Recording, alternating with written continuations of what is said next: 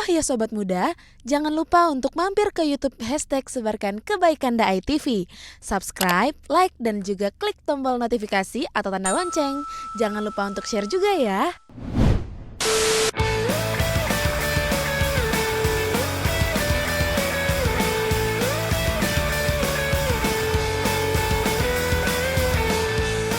Apa tuh Bu efeknya setelah sekarang menggunakan air hujan untuk mandi lah yang paling kena di tubuh ya? Sebetulnya itu ada efeknya. Ada efeknya. Apa aja tuh Bu? Kayak ibarat katakan kayak rematik gitu ya. Oh gitu, Pada bisa menyebabkan. pada gitu. Oh Sakit, begitu. gitu kan.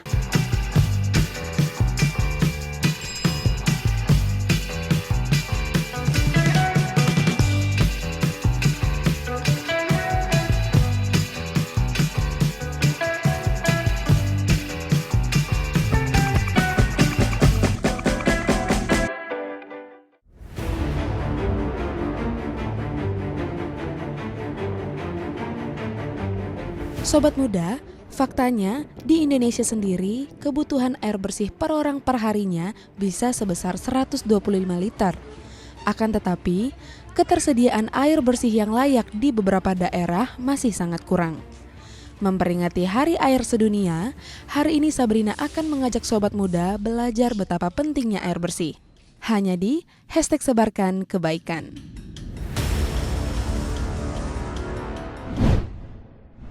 Halo Sobat Muda, ketemu lagi kan sama Sabrina, tentunya di #SebarkanKebaikan.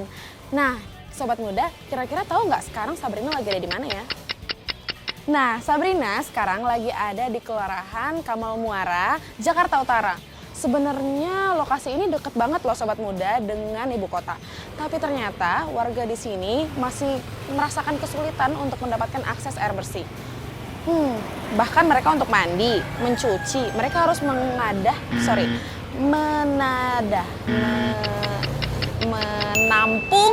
menampung air hujan untuk mendapatkan air bersih.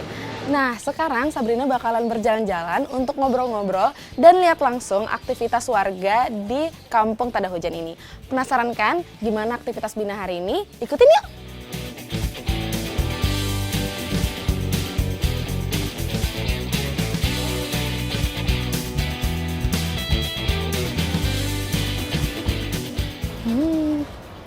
Pelan-pelan ya, biar nggak kepleset.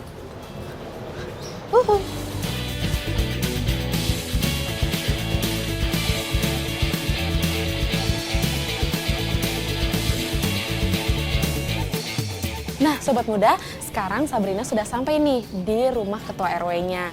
Kebetulan beliau sudah ada. Nah, yuk kita tanya-tanya yuk. Halo Pak, Assalamualaikum. Waalaikumsalam. Dengan Bapak siapa? Pak Sudirman. Pak Sudirman, perkenalkan Bapak, nama saya Sabrina dari Sebarkan Kebaikan. Nah, Sabrina pengen tahu nih Pak, kampung ini kan terkenal banget sama yang namanya Kampung Tada Hujan. Nah, Sabrina pengen tahu tuh kira-kira aktivitas warga di sini seperti apa. Boleh kita lihat-lihat Pak? Iya. Nah, kita sekarang kemana Pak? Ke arah sana. Oh, oke. Ya, kita ngobrol sama warga yang ada di RW 04 ini. Oh, oke Ya. begitu. Nah Pak, mohon maaf nih, saya mau tanya, Bapak tuh di sini udah berapa lama sih Saya tinggal di sini? Sejak lahir sini, saya tahun 75 udah lahir di sini. Oh, jadi sejak Iya. lahir sudah tinggal di sini. Iya. Apakah kondisi kekurangan air bersih ini memang sudah terjadi dari dulu atau memang baru terjadinya? Memang dari dulu kagak ada air bersih itu. Nah Pak, kalau misalkan musim kemarau itu kan berarti kemarin untuk kebutuhan sehari-hari, kebutuhan air beli semua. Nah itu kira-kira berapa yang harus dikeluarkan untuk membeli air? Kalau musim kemarau yang lalu, memang masyarakat kita memang pada butuh air semua. Ya, kadang-kadang itu pengeluaran air itu di mata masyarakat perharinya ada yang sampai 15.000, sampai ya kadang-kadang sampai 20.000 Untuk sehari? Sehari.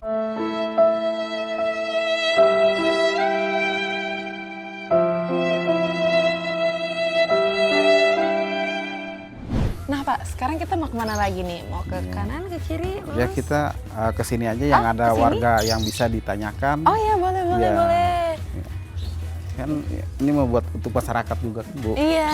Tinggal ditanyakan aja Ibu. Iya, halo. Iya. Assalamualaikum. Ya, saya Sabrina dari Dai TV. Ibu lagi sibuk? Enggak. Oh enggak. Boleh kita ngobrol-ngobrol ya Pak ya? Silakan. Nah, Ibu, mohon maaf Ibu namanya dengan siapa? Dia. Ibu Sadia. Nah, Ibu tinggal di sini sudah dari kapan? Udah lama.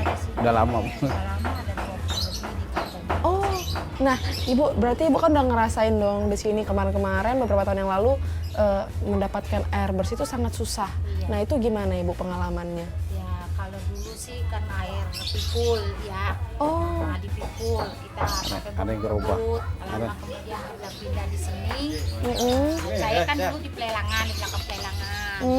Dari sana kampung Siwa lagi dipindahin ke sini.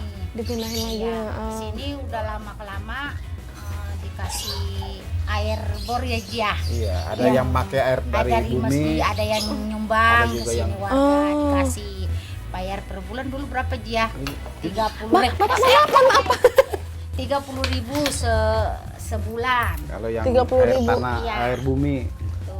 Kalau Air yang minum lain deh kita belinya. Kita beli lagi. Ya, beli lagi Nah buat berarti minum. sempat ada untuk bikin sumur bor di sini? Sempat? Ada. Apa udah? Ada banyak. Sekarang udah asin, nggak bisa. Udah asin Oh sekarang. dulu udah pernah. bisa. Masih iya, cuman jelek juga. Oh begitu, jadi tidak bisa dipakai buat mencuci ataupun mandi, nggak bisa ya. Pas musim kemarau itu kan panjang sekali kemarin ya Bu ya. Nah itu gimana? Apa pengeluaran jadi makin membengkak? Membekak, Ya Bu. begitulah. Membengkak. Kira-kira ada membengkak. Oh. Belum bayar anak sekolah, belum Iya, air iya, sehari. iya, iya. Sehari lah, kalau saya kumpul Heeh. ya 30-an ribu dah air. Satu hari. Nah, Ibu terima kasih banyak ya pengalamannya dan cerita-cerita sama sobat muda juga di rumah. Terima kasih.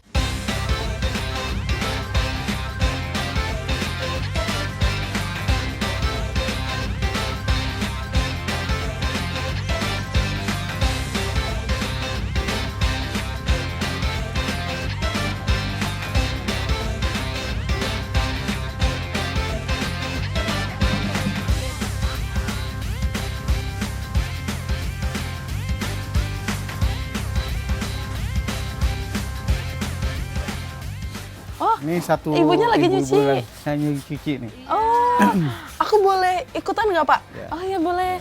Makasih Permisi Ibu. Lah, lagi nyuci di depan rumah ya Bu ya. Boleh ikutan nggak Bu? Boleh? Boleh. Alhamdulillah dibantuin. Aduh. Nah berarti ini Ibu selalu nyuci pakai air apa ini? Kalau sekarang ini? Kalau sekarang ini air hujan. Oh sekarang ini air hujan. Makanya Bisa. saya ada yang tenda tuh di atas. Oh untuk Jadi gunanya? gunanya ini untuk menampung air hujan gitu kan. Jadi kita tetangga semua pun di sini ngambil dari sini air hujan. Oh gitu. Nah sobat muda, berbicara tentang air hujan yang katanya mengandung alkali dan bersifat basa, ternyata tidak sepenuhnya berdampak buruk loh untuk tubuh kita. Cuma masalahnya polusi di ibu kota ini kan semakin tinggi. Nah itulah yang menyebabkan air hujan akhirnya tidak sepenuhnya bersih. Begitu Ibu? Betul. Betul.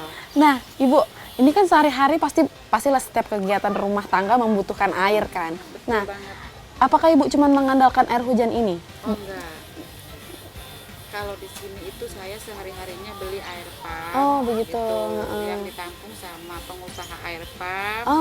Jadi saya beli per hari itu 3 gerobak ya kalau di sini hitungnya. Oh gerobak. gitu.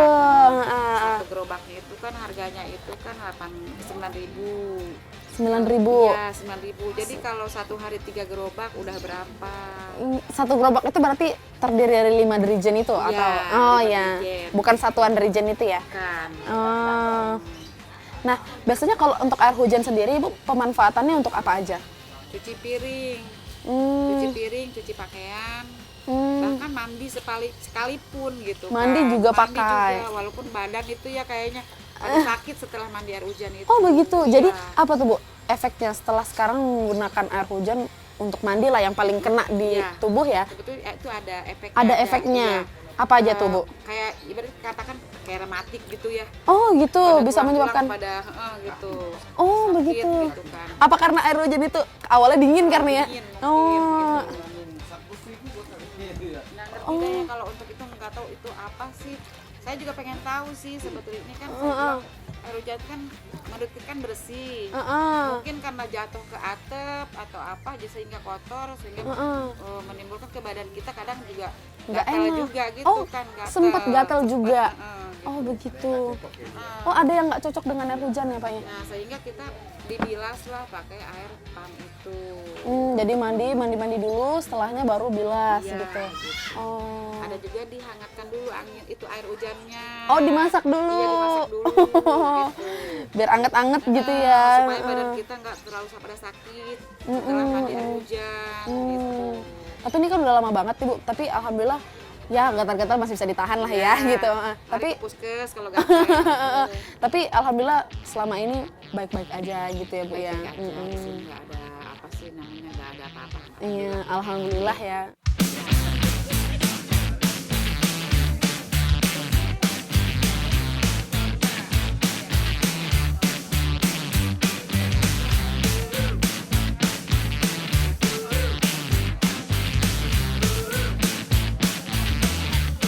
Ibu terima kasih ya udah dibolehin Sabrina ganggu Ibu nih jadinya. Aduh, mohon maaf banget ya Bu ya.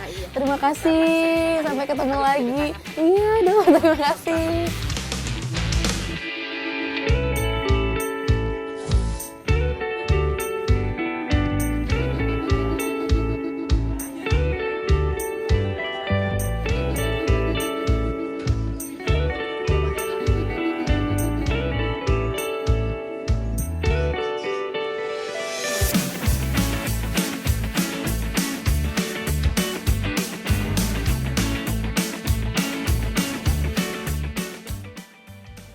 Nah, Pak, terima kasih banyak ya udah mau nemenin Sabrina sama sobat muda di rumah untuk lihat-lihat kampung Tada Hujan ini seperti apa. Terima kasih banyak ya, Pak ya. Wah, sobat muda, nah kita udah lihat kan, udah jalan-jalan bareng, udah ngeliat bareng-bareng juga aktivitas di kampung Tada Hujan ini. Nah, kita juga udah lihat bagaimana aktivitas warga di sini untuk mendapatkan air bersih. Seperti yang kita lihat tadi dan ngobrol-ngobrol juga bareng warga-warga di sini, ternyata air hujan itu hanya bisa disimpan 2 hari loh.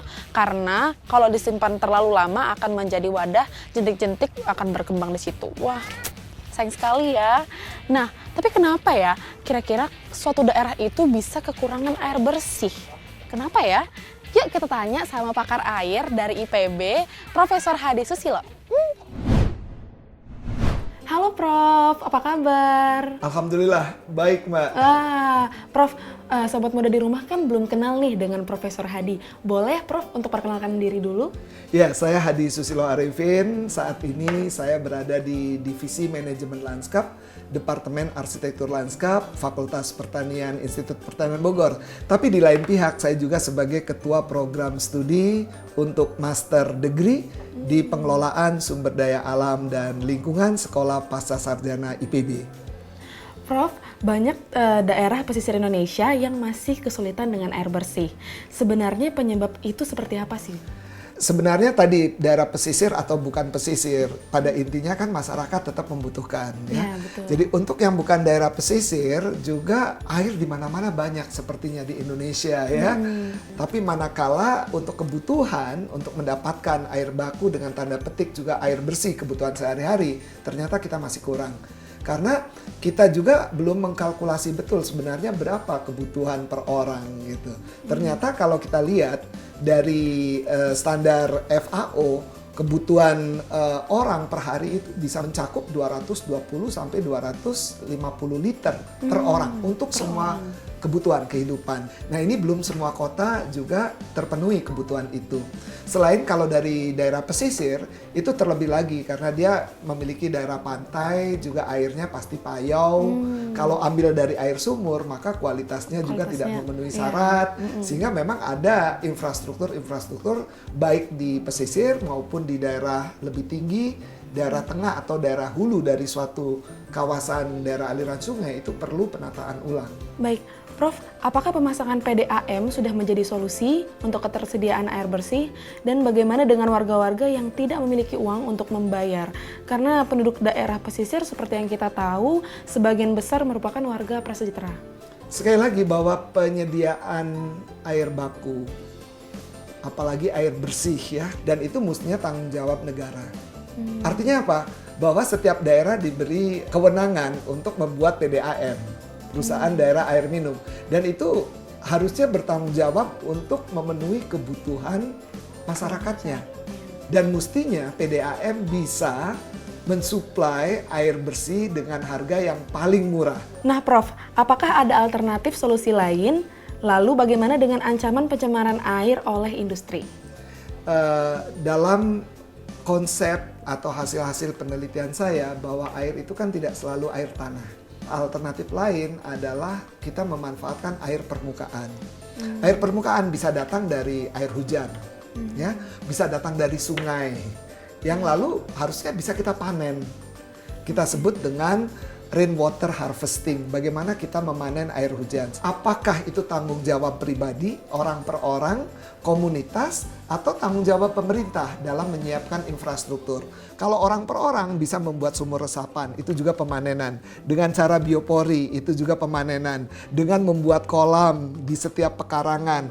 Atau tanggung jawab pemerintah dengan menyediakan situ, dengan menyediakan dam-dam kecil, danau-danau kecil. Itu artinya kita bisa memanen air. Dan bahkan dengan taman-taman yang ada harusnya bisa dibuat dengan rain garden, yaitu taman air hujan, di mana taman itu bisa menyerap air hujan, bisa membersihkan kualitas air permukaan atau stormwater yang tanda petik misalnya polluted dengan fitoremediator, tanaman yang digunakan, lalu air yang ditampung bisa menjadi bersih dan air itu bisa digunakan. Wah, terima kasih banyak nih Profesor Hadi Susilo untuk penjelasannya. Semoga ini bisa menjadi tambahan pengetahuan nih buat sobat muda di rumah. Amin. Terima kasih. Amin. Sama-sama.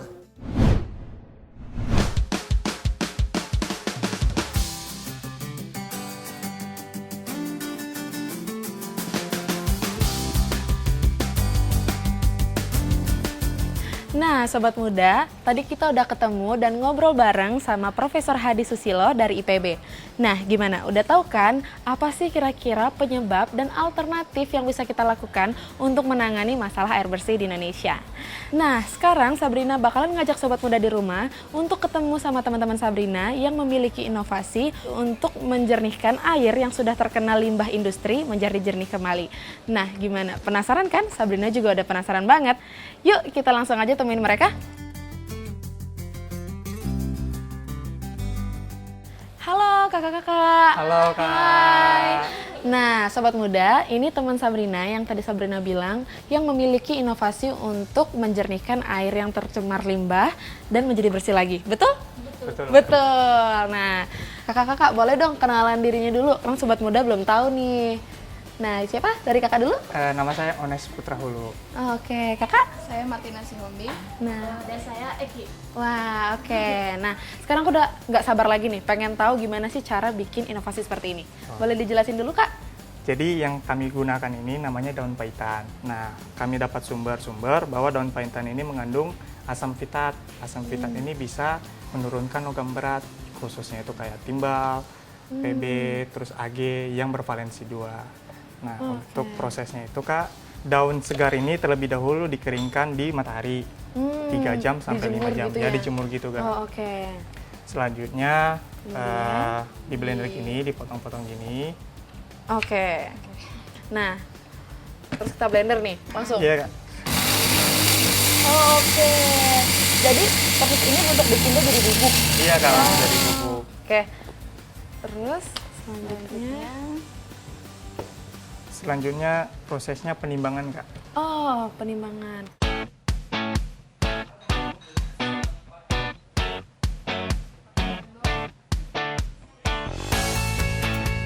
Penimbangan Oh, oke. ini dilakukan untuk pelarutan dengan asam asetat. Oh, gitu. Jadi memang harus ada takaran yang khusus ya. Iya Kak.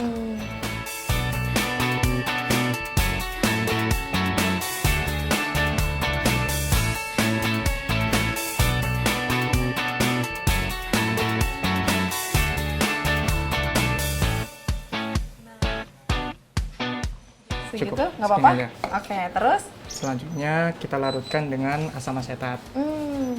Gunanya asam asetat ini agar kandungan asam fitatnya di dalamnya bisa keluar. Oh, oke. Mari Kak, pindah lagi. Pindah lagi ke sebelah sana. Ayo.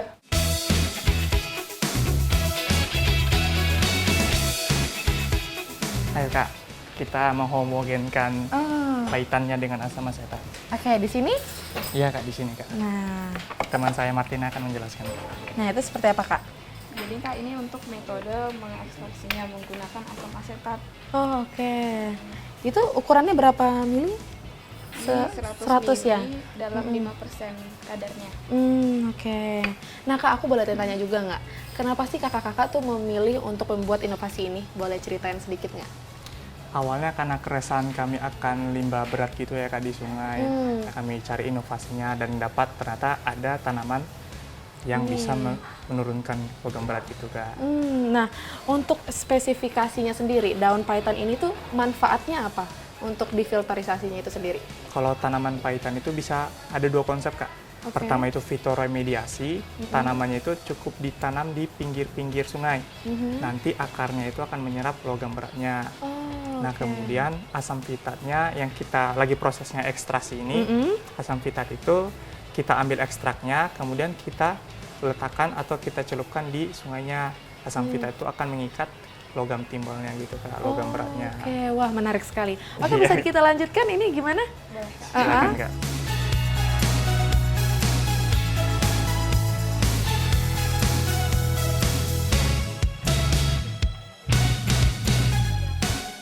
Jadi Kak, berdasarkan hasil penelitian kita bertiga, ternyata ini tuh bisa menurunkan kadar logam berat pada sungai yang tercemar.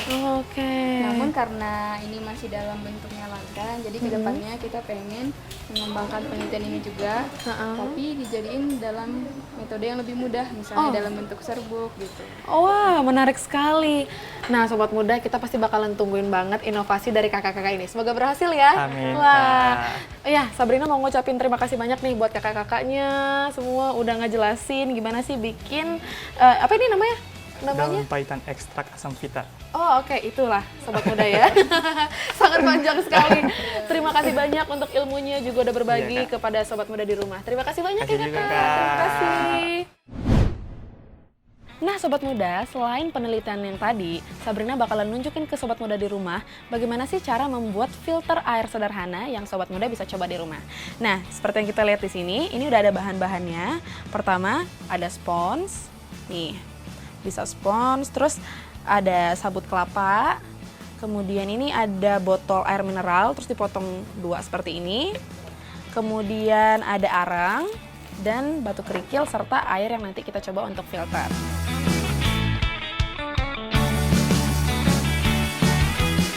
Bahan-bahan yang dijadikan filter ini memiliki fungsinya tersendiri loh Sobat Muda, seperti arang yang berfungsi untuk meminimalisir bau-bauan tidak sedap, sedangkan sabut kelapa dan kerikil berfungsi untuk menyaring kotoran-kotoran kecil seperti dedaunan, lumut, dan serangga.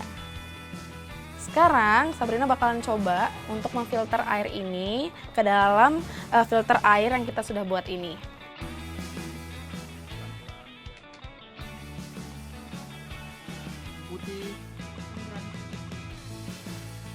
Nah Sobat Muda, ada hal yang harus kalian ketahui nih ketika kalian ingin membuat filter ini di rumah. Kalian jangan kaget ketika kalian ingin memfilter air tidak langsung bersih, karena memang kita harus membutuhkan beberapa kali sehingga air itu nantinya akan jernih. Wah Sobat Muda, hari ini Sabrina senang banget karena hari ini Sabrina belajar bahwa air bersih merupakan kebutuhan utama manusia. Tapi air bersih yang disediakan bumi jumlahnya terbatas loh. Nah makanya mulai sekarang yuk kita belajar untuk menghemat air. Oh ya Sobat Muda, Sabrina juga mau ngajak Sobat Muda di rumah untuk yuk ikuti gerakan #sebarkan kebaikan karena kebaikan itu keren.